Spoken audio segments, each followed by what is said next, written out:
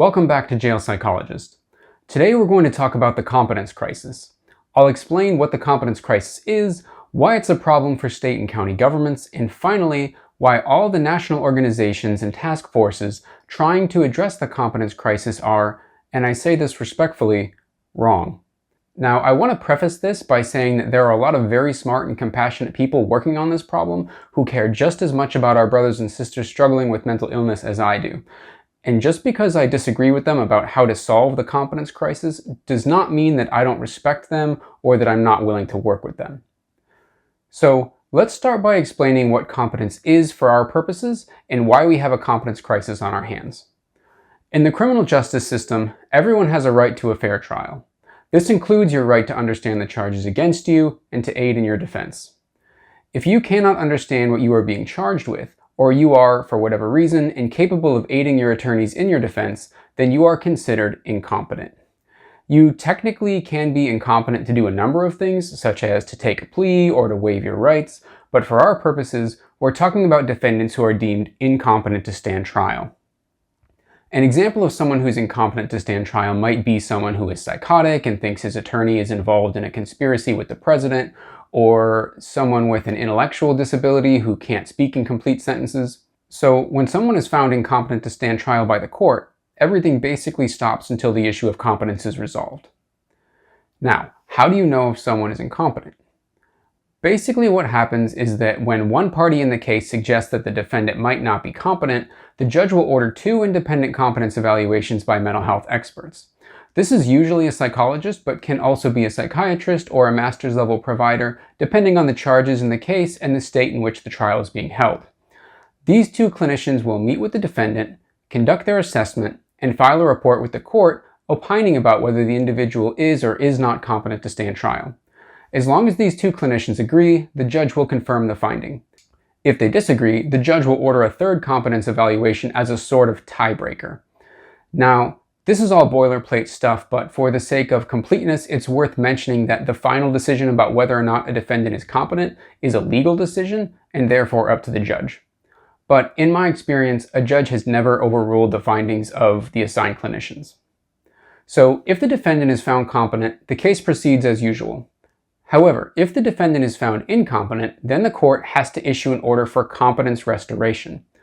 Traditionally, this involves sending the defendant to a state psychiatric hospital for 30 to 90 days, where he will participate in activities designed to help him understand the legal system and work with his attorney.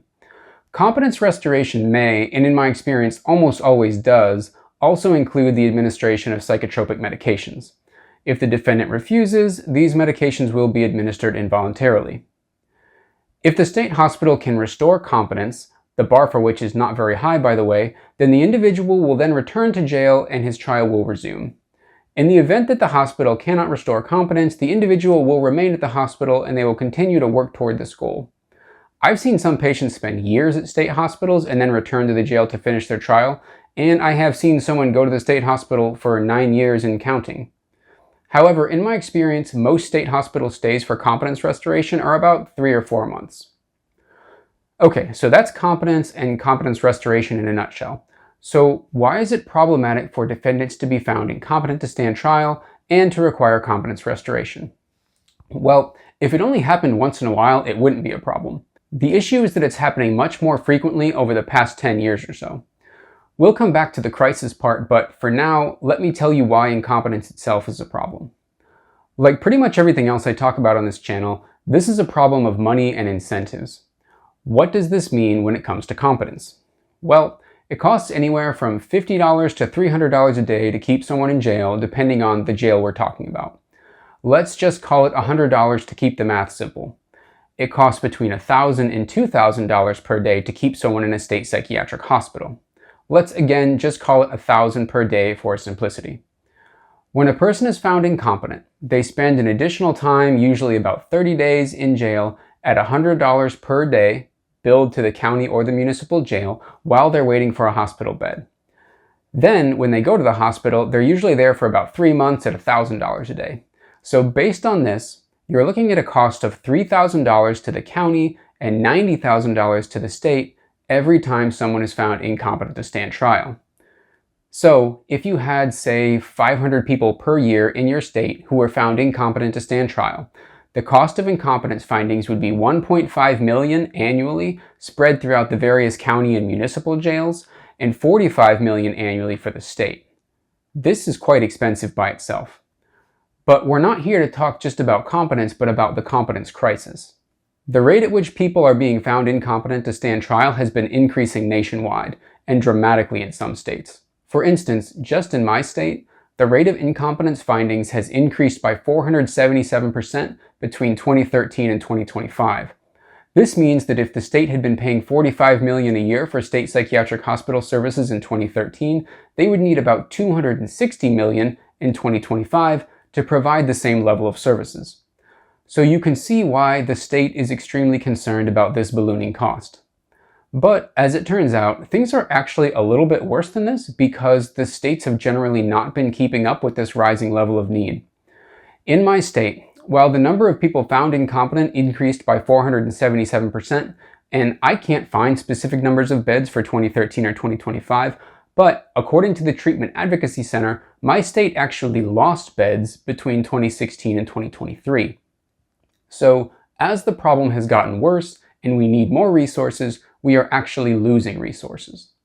And just like a pot that boils over on the stove, now we have a bigger mess than we started with because the lack of resources relative to the need for those resources has created long wait times in jails for competence evaluations and long wait times for state psychiatric beds. This is extremely frustrating for people like me who have to manage some very sick patients in a jail setting for up to 5 or 6 weeks while they wait for competence evaluations, and then another 3 or 4 or sometimes longer months for state psychiatric beds to become available. This bottleneck of incompetence also causes problems for prosecuting and defending attorneys who have to keep showing up for continuances just to say on the record that, "Your Honor, we're still waiting on that competence evaluation," or "All parties are still waiting for transportation to a hospital when a bed becomes available." And I've talked before about the problems this causes jails who are often overcrowded as it is. Jail populations are on the rise nationally, by the way. It even creates problems for the state psychiatric hospitals themselves, which are not only operating understaffed in many cases, but faced with increasing pressure to restore competence as fast as possible so that they can open another bed for someone else who's been waiting. Now at this point, you might be thinking, it's a good thing I'm not in jail, so this problem doesn't impact me. But guess what? First of all, you're a taxpayer. These increased costs at both the local and state level are ultimately coming out of your pocket. Second, the dramatic rise in demand for competence restoration means that more of the limited bed space at the state hospitals is taken up by competence restoration cases rather than mental health cases. The state hospitals were originally designed to help people who were placed there by the civil court because of severe mental health issues that couldn't be treated in the community. But now, very few of these beds are available for that purpose because so many are being used by the courts. In my state, I think something like 80% of the admissions to the state hospital thus far this year in 2026 have been for competence restoration. So if you have a loved one who really needs the services of the state psychiatric hospital, you would, ironically, have an easier time getting them in the hospital if they committed a crime than if you tried to pursue a civil commitment. The wait time for civil commitments, by the way, is higher than for forensic commitments, which most, if not all, states prioritize. Okay, so now we know that a lot more people are being found incompetent today than 10 years ago, and we know that this is dramatically increasing costs for states and significantly increasing costs for local and county governments. And this is a national phenomenon, by the way. It's not just my state, and some states have more problems than mine. Now, there are several task forces and agencies that have been working on this problem. In preparation for writing this episode, I read 3 publicly available papers and presentations on this. First, the 2025 PowerPoint presentation entitled Forensic Issues in the State Mental Health System by the National Association of State Mental Health Program Directors. Next, the 2025 report from the State Judicial Task Force to examine state courts' response to mental illness. Finally, the 2024 report from the Treatment Advocacy Center entitled Prevention Over Punishment, Finding the Right Balance of Forensic and State Psychiatric Hospital Beds. I'm sorry, I know that was a lot of long names for both the organizations and the articles. I've linked all 3 documents in the description if you'd like to read them yourself. Now, I want to give some constructive feedback about these reports. Once again, all due respect to the authors and contributors, I think they are trying really hard to solve a complicated problem.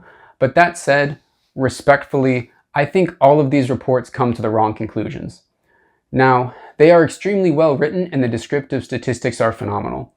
But this is a systems issue, and I think that the people preparing these reports were treating the competence crisis as a problem to be solved, rather than seeing it as a symptom of a much more serious problem, which is why their plans to address it will ultimately fail. Before I explain my reasons for this opinion, I want to first draw an analogy for you. Let's say that you had two buildings that were constructed right next to each other. The building on the left is a hospital, the building on the right is a factory. If someone gets hurt in the factory, they have to go next door to the hospital to get treatment. Now imagine that every year, the number of injuries at the factory increased. Let's say that between 2013 and 2025, the number of annual injuries at the factory had increased 477%. How do you address that problem? Well, if it's me, my first thought is, what the hell is going on in that factory? Why are so many people getting injured, and why are injury rates increasing? Now, if you apply this analogy to what we're seeing in the competence crisis, it seems to me that all of these work groups are trying to find ways to make the hospital more efficient, to triage injuries in the field, and to refer patients to other hospitals. None of them seem to be asking why so many people are getting injured. So I want to touch on each of the reports I mentioned, and then I will explain why so many more people are being found incompetent and what we will need to do to reverse this trend. So first, the PowerPoint from the NASMHPD. They actually collected quite a bit of data here, and everything is laid out in charts and easy to understand. They have correctly identified the symptom we've been discussing as something that is widespread across the United States. They've also done a good job highlighting the rise in forensic beds and the fall in civil commitment beds. I mean, take a look at the graph on page 18. I'll try to put it up here so you can see it. That is striking. The number of non-forensic admissions in the state hospitals fell by half in only 7 years. And think about this for a minute. The US population has been rising during that time. Where do you think all those people who didn't get into the state psychiatric hospital went? Well, I'll tell you where they went. They can't get a state psychiatric hospital bed, so they end up wandering around in the street, untreated, often psychotic, until they get into trouble with the police and end up with me in the county jail. A lot of the same people who went to the state hospital 10 or 15 years ago on a civil commitment are now going back to the state hospital on a forensic commitment because they didn't have access to the treatment resources when they needed them. Later in this PowerPoint, the authors list some statutory and policy changes impacting competence restoration. Most of them are fine. I had two things I wanted to comment on though. First, on page 25, when they talk about conducting competence evaluations in outpatient settings. I really don't think this is going to work, and it's probably not worth your time trying to do this. I've worked with literally hundreds of patients who've been evaluated for competence. I can't think of any off the top of my head who were stable enough to be in the community and would voluntarily come to an outpatient office for a competence evaluation. Now, I know that some people used to do this and maybe still do. About 14 years ago, I worked with Dr. Stephen Ross in Fort Wayne, Indiana, who is a well-known forensic psychologist out there. He used to have corrections officers transport patients from the jail to his outpatient office to conduct his evaluations. But 2026 is a very different time. Jails nationwide are short-staffed, often by 20% or more, and given the number of inmates who need competence evaluations, there's no way most jails are going to have the manpower to get a team of 2 officers together, transport the patient to an outpatient office, sit there for an hour or 2 for the evaluation, and then drive the patient back. It's just a logistical nightmare.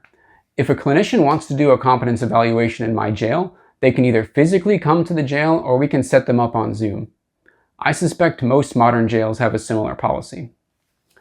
The other thing I wanted to mention was on page 28, the third bullet point, and maybe I'm reading this wrong, but it seems to be saying that because of the competence crisis, costs are being shifted from the counties to the state governments.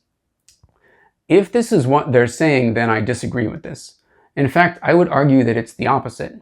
The fact that state governments have reduced the number of available psychiatric beds by about 96% over the past 60 years has resulted in a massive shifting of both costs and liability from the state onto the county and municipal governments, because now they have a bunch of people with mental illness roaming around the community and no way to get them into a long-term treatment bed.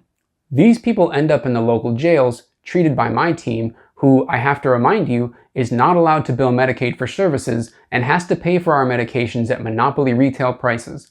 And guess who foots the bill for that?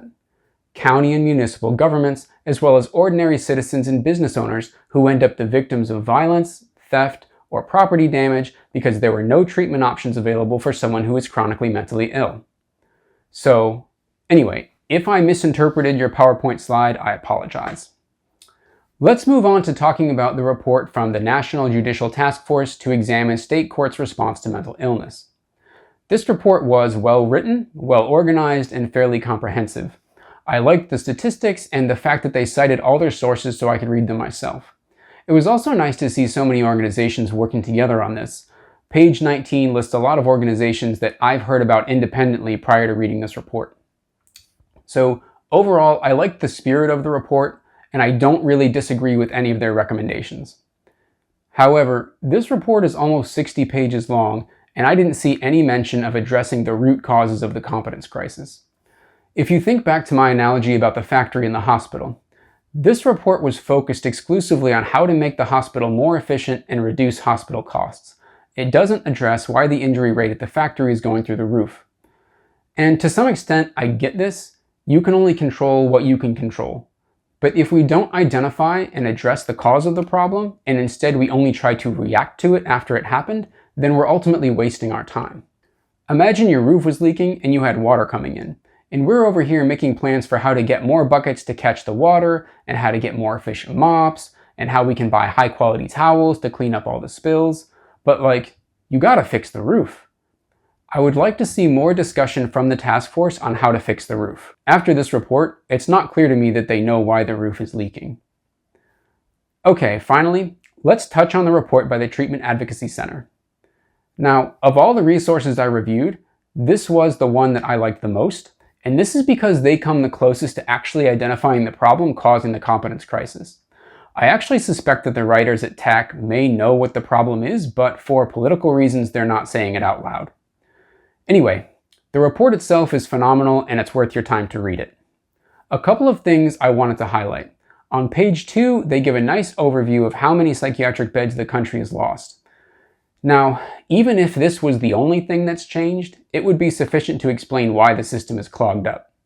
The math is simple. The US lost 96% of its psychiatric bed capacity in the last 60 years, while the US population has increased by about 80%. You don't have to be a genius to see that by eliminating almost all of our state psychiatric beds, we now have a crisis because demand far outstrips supply. A lot of these reports focus on little tips and tricks to avoid moving people to the state hospital, but the thing is, the state hospitals were built for a reason.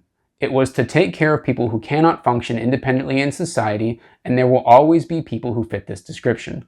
So, in my opinion, anyone who thinks they're going to solve the competence crisis without dramatically increasing the number of state psychiatric hospital beds is not a serious person. Don't get me wrong, I like the creativity of some of the solutions discussed in these reports. I made a video on my own channel about AOT and why I think it's important. But you cannot just gloss over the fact that we have a catastrophically low number of state hospital beds. I won't rehash my arguments from before, but if you want to know why we don't have enough state psychiatric hospital beds, go watch my video from last month explaining this. Now, the other thing I wanted to highlight from the TAC report was on page 15. According to the report, 94% of state hospitals are reporting staffing shortages, and the reason for this is, surprise, surprise, low wages. And you guys, I feel like I'm taking crazy pills. I have done multiple episodes where I talked about this. I refer you back to episode 9, where I said that the primary reason for the correctional officer staffing shortage nationwide was low wages. And listen, to any legislators out there in charge of budgets, you have to pay market rates if you want competent people to come and work for you. You can't say, we're going to pay $15 an hour for mental health technicians and $25 an hour for corrections officers, and then act surprised when no one wants to work for you. If you pay people what they're worth, I guarantee you will not have these kinds of staffing problems. So, those are my thoughts on the reports we talked about. I know this is a long video, but this stuff is important, so stick with me a little longer. When I said in the beginning of this video that the people working to resolve the competence crisis are wrong, I didn't mean that their suggestions are bad. I just meant that they're addressing the symptoms of the problem rather than the problem itself. The real problem is that a lot more people are being referred for competence evaluations in the first place. So now I'm going to explain to you why this is happening. I'm going to move kind of fast here, so if you want a more thorough explanation, then go watch episodes 1 through 5 of this series. The real problem we have is that economic conditions in the United States for ordinary people have been getting significantly worse over the past 25 years, which is causing a collapse in their living standards. And as I have repeatedly explained, living standards are strongly correlated to mental health outcomes. So, as you see more families struggling to make ends meet over time, you're going to see a concurrent increase in the number of people experiencing mental illness. The cost of inelastic goods and services in the US, and by that I mean primarily housing, healthcare, childcare, and groceries, have all outpaced wage growth, especially among low-income families. This is going to continue to get worse every year. See my video from last week where I explained the data that will prove this. I think that a lot of the time, people like us, that is, academics who are looking at this problem from 30,000 feet, don't have a visceral understanding of how economic pressures are weighing on everyday people. If you have a doctorate like me, or if you're a judge, or if you're a politician, you are not getting financially squeezed in the same way that ordinary people are. And I'm not saying I know exactly how it feels either.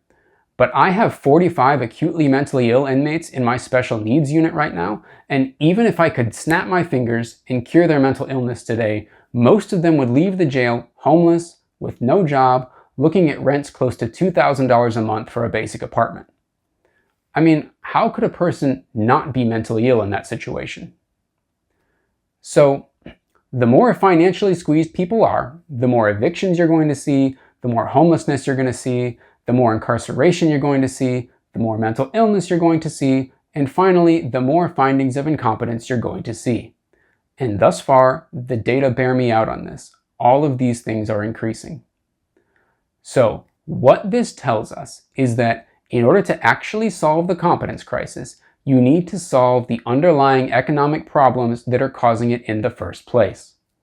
You need to find a way to either increase wages for ordinary people or decrease living costs, preferably both.